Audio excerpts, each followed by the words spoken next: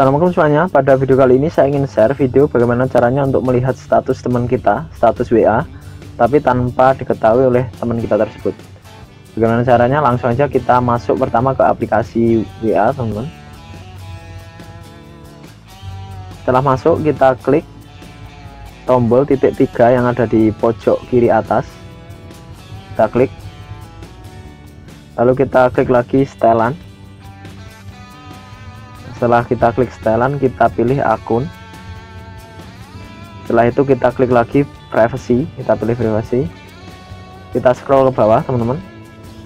Nah, di paling bawah ada tulisan laporan dibaca, itu centangnya aktif. Nah, teman-teman hilangkan centangnya seperti ini. Nah, jika sudah hilang seperti ini, teman-teman bisa langsung keluar dari WA.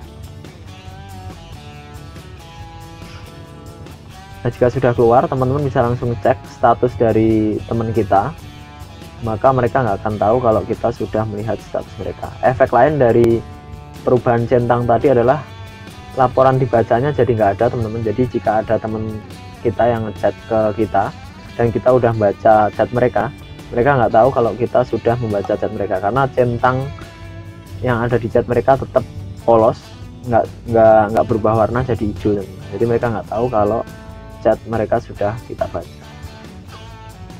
Ya, demikian teman-teman video yang bisa saya bagikan untuk kali ini. Jika video ini bermanfaat, jangan lupa subscribe, like, dan share. Sampai ketemu di video-video saya yang lain. Wassalamualaikum.